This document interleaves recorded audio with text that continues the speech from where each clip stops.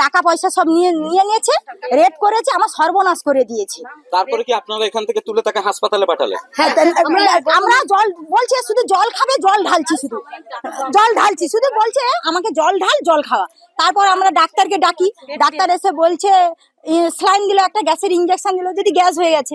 তারপর ডাক্তার বলছে আমি তো কিছু বলতে পারছি না, ওকে বাইরে নিয়ে চলে যাও। আমরা মুখ বেড়ে নিয়ে গেলাম, মুখ বেড়ে বলছে এরা কিছু বলছে, স্ট্রোক হয়েছে, তোমরা তমলুক নিয়ে চলে যাও। দিনে 2 বার ব্যবহার করো স্টপেজ ক্রিম, আর নিজেকে রাখো evergreen Keya Seth aromatherapy stop age cream, আর খুঁজে পাও নতুন আমিকে। এই তমলুক নিয়ে গেছিল, সরকারি হসপিটালে ভর্তি করা হয়েছিল। কখন মারা গেল? কালকে রাত্রে মারা গেছে, মানে আজকে ভোরে মারা গেছে। আমরা জানতে পারি ভোরে, সকালে উঠে ভোরে জানতে পেরেছি যে মারা গেছে। ঋত্বিক প্রধান আমাদের প্রতিনিধি রয়েছেন এই মুহূর্তে আমাদের সঙ্গে। ঋত্বিক, পুরো ঘটনা সম্পর্কে জানতে চাইবো। দেখো, যে ঘটনাটা হচ্ছে ভগবানপুর বিধানসভা এলাকার ভূপতিনগর থানা এলাকার ঘটনা। এই এলাকারই এক গৃহবধূ, তার স্বামী কর্মসূত্রে বাইরে থাকে এবং যেটা জানা যাচ্ছে যে বা গ্রামবাসীদের যেটা অভিযোগ, ওই গৃহবধূকে এক প্রতিবেশী এক ব্যক্তি তাকে কিন্তু বাড়িতে এসে জোর করে তুলে নিয়ে যায় এবং পরবর্তীকালে তাকে ধর্ষণ করা হয় এবং তাকে সেই ঘটনা যাতে ছড়িয়ে না পড়ে তার জন্য তার মুখে কীটনাশক ঢেলে দেওয়া হয় এবং সেই কীটনাশক খাওয়া অবস্থায় তাকে গ্রামবাসীরা উদ্ধার করে হাসপাতালে ভর্তি করে এবং সেখানে তার মৃত্যু ঘটে। এবং এই ঘটনার পরেই কিন্তু আজ যেটা দেখা যায় যে আজ সকাল থেকে এলাকায় ব্যাপক হারে জনরোষ ছড়িয়ে পড়ে।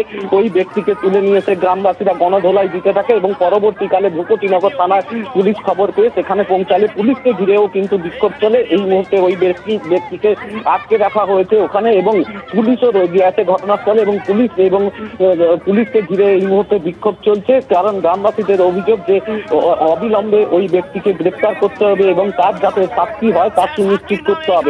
এখনো বিক্ষোভ অব্যাহত এবং এলাকায় ব্যাপক হারে উত্তেজনা রয়েছে। ঘটনাস্থলে ভূপতিনগর থানার বিশাল পুলিশ বাহিনী এই মুহূর্তে পৌঁছেছে এবং অন্যান্য আধিকারিক বা উচ্চ আধিকারিকদের খবর দেওয়া হয়েছে ভূপতিনগর থানার পক্ষ থেকে। নজর রাখুন ঋত্বিক পরিস্থিতির দিকে।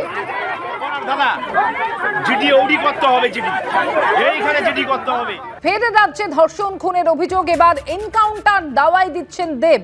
এই ধরনের নিন্দনীয় জঘন্য ঘটনায় শুট অ্যাট সাইট করে দাও বলছেন দেব।